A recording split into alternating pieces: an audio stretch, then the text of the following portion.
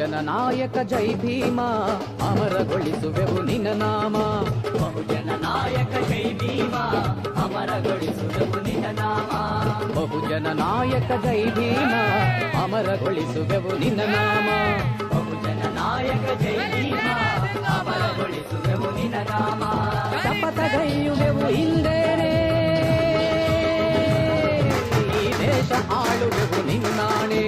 ಶಪಥಗೈಯುವೆವು ಹಿಂದೇನೆ ಈ ದೇಶ ಆಳುವೆವು ನಿನ್ನಾಣೆ.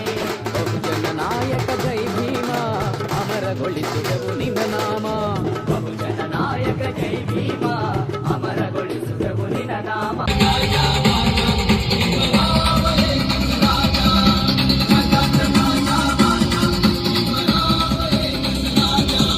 जीवन तुझे आम्हास प्रेरणा, दाही दिशा तुझीच गर्जना. भीमराया माझा भीमराया, भारताचा पाया. ದೀಪ ಹಚ್ಚುವ ಮುಖಾಂತರ ದಯಮಾಡಿ ಎಲ್ಲರೂ ಕಾರ್ಯಕ್ರಮ ಉದ್ಘಾಟಿಸಬೇಕೆಂದು ವಿನಂತಿ. ದಯಮಾಡಿ ಎಲ್ಲ ಬಹುದಿನಗಳಿಂದ ಮೈಮರೆಯಿಂದ ಕೂಡಿರುವ ಕೊಡೆಯ ಕೊಚ್ಚೇರು. ಎಲ್ಲೆಲ್ಲಿ ಕನ್ನಡದ ಕಂಪು ಸೂಸಲು ಅಲ್ಲಲ್ಲಿ ಕನ್ನಡ. ರಾಷ್ಟ್ರೀಯ ಸಂಘಟನೆ ಆಗಿದ್ದು ಸಂಘಟನೆ ಎಲ್ಲ ರಾಜ್ಯದಲ್ಲಿ ಹೆಮ್ಮರವಾಗಿ ಬೆಳೆದಿದೆ. ಇವತ್ತು ತಾವು ನೋಡುವ ಹಾಗೆ ಉತ್ತರ ಪ್ರದೇಶ, ಜಾರ್ಖಂಡ್, ಬಿಹಾರ್, ಆಂಧ್ರ ಪ್ರದೇಶ, ತಮಿಳುನಾಡು, ಕೇರಳ, ಕರ್ನಾಟಕದಲ್ಲಿ ಇವತ್ತು ಹೆಮ್ಮರವಾಗಿ ದಲಿತ ಸೇನೆ ಬೆಳೆದಿದೆ.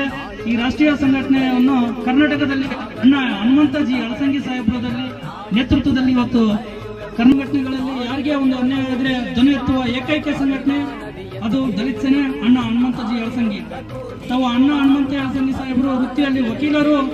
ಇವತ್ತೇನ ಕರ್ನಾಟಕದಲ್ಲಿ ದಲಿತ ನಾಯಕರು ಕಚ್ಚದೆ ಹೋರಾಟಗಾರರು, ದಕ್ಷ ಹೋರಾಟಗಾರರಾಗಿದ್ರೆ ಬೆಳಸಂಗಿ ಸಾಹೇಬರು ಅಂತ ಹೇಳಕ್ ಇಷ್ಟಪಡ್ತೀನಿ. ರೈತರ ಮೇಲೆ ದಬ್ಬಾಳಿಕೆ, ದೌರ್ಜನ್ಯಗಳು ಎಲ್ಲನ ಆದಾಗ ಸಿಡಿದೇಳುವ ಯಾವುದೇ ಮೂಲೆಯಲ್ಲಾಗಿದ್ರು ಬೆಳಸಂಗಿ ಸಾಹೇಬರು ಒಂದು ಧ್ವನಿ ನ್ಯಾಯ ಕೊಡಿಸುತ್ತಂತ ಹೇಳಕ್ ಇಷ್ಟಪಡ್ತೀನಿ.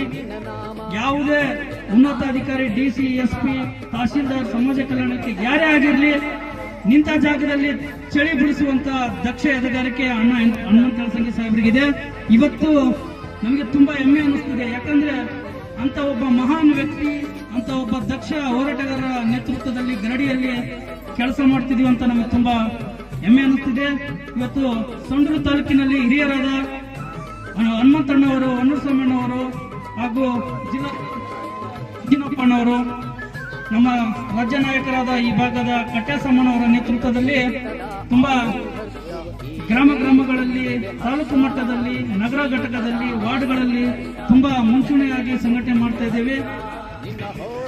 ಹಿರಿಯ ವಯಸ್ಸಿನಲ್ಲಿ ಚಿಕ್ಕದೊಂದು ರೂಪದಲ್ಲಿ ನಮ್ಮ ರಾಜೇಶ್ ಹೆಗಡೆ ಅವರು ಕೆಲಸ ಮಾಡ್ತಾ ಹೋಗ್ತಾ ಇದ್ದಾರೆ. ಅದಕ್ಕೆ ಇಂಥ ಕಾಯಿಲೆ ಬಂದಿದೆ ಅಂತಾರ ಔಟ್ರಿಬ್ಯೂಷನ್ ಮಾಡಿ ಏನಂತಾರ ಅವ್ರವ್ರ ಹತ್ರ ಇಸ್ಕೊಂಡು ಪೊಲೀಸ್ ಇಲಾಖೆಯಲ್ಲಿ ಕೂಡ ಹೋಗಿ ಅವ್ರ ಹತ್ರ ದುಡ್ಡನ್ನ ಇಸ್ಕೊಂಡು ಆ ಮಕ್ಕಳಿಗೆ ಕೊಟ್ಟಿರ್ತಕ್ಕಂಥ ಎಷ್ಟೋ ಉದಾಹರಣೆಗಳನ್ನ ನಾನು ನೋಡ್ತಾ ಇದ್ದೇನೆ. ಇಂಥ ಒಳ್ಳೆ ಕೆಲಸ ಮಾಡ್ಲಿಕ್ಕೆ ನಿಮ್ಮ ಗ್ರಾಮದಲ್ಲಿ ನಿಮ್ಮ ಮನೆಯಿಂದ ಒಂದೊಂದು ರೂಪಾಯಿಯನ್ನು ಉಳಿಸಿದ್ರೆ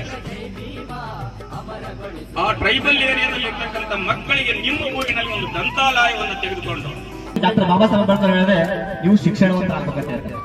ಯಾಕಂದ್ರೆ ನಿಮ್ಮ ಹಕ್ಕುಗಳನ್ನು ಕುರಿತಾಗಿ ನೀವು ಹೋರಾಟ ಮಾಡ್ಬೇಕಂದ್ರೆ ನೀವು ಶಿಕ್ಷಣವಂತರಾಗಬೇಕು. ಹಾಗಾಗಿ ನೀವೆಲ್ಲ ನಮ್ಮ ದಲಿತ ಸೇನೆ ಬಹಳ ಹೇಳೋದು, ನಮ್ಮ ದಲಿತ ಸೇನೆ ಎಲ್ಲ ಒಂದು ನಮ್ಮ ಸಂಘಟನೆ ಈಗಿನಿಂದಲೂ ಹೆಚ್ಚಿನ ಮಹತ್ವದಾಗಿ ಶಿಕ್ಷಣ ಕುರಿತಾಗಿ ನಾವು ಗಮನ ಕೊಡ್ತೀವಿ. ಒಂದು ಸಂಡೂರು ತಾಲೂಕಿಗೆ ಸಂಬಂಧಪಟ್ಟಂತೆ ಎಲ್ಲಾ ಗ್ರಾಮಗಳಲ್ಲಿ ಈಗಿನಿಂದಲೂ ಪ್ರತಿ ಒಂದು ವಾರಕ್ಕೂ ಒಂದು ಗ್ರಾಮಕ್ಕೆ ನಾವು ಭೇಟಿ ಕೊಟ್ಟು ಅದಕ್ಕೆ ಸಂಬಂಧಪಟ್ಟ ಶಿಕ್ಷಣ ಕುರಿತಾಗಿ ಜನರಿಗೆ ಮನವರಿಕೆ ಮಾಡೋದು ನಮ್ಮ ಒಂದು ಈ ಸಂಘಟನೆಯ ಒಂದು ಮೂಲ ಉದ್ದೇಶಗಳಾಗಿ ನಾವು ಕಾರ್ಯಕ್ರಮ ನಡೆಸ್ತೀವಿ.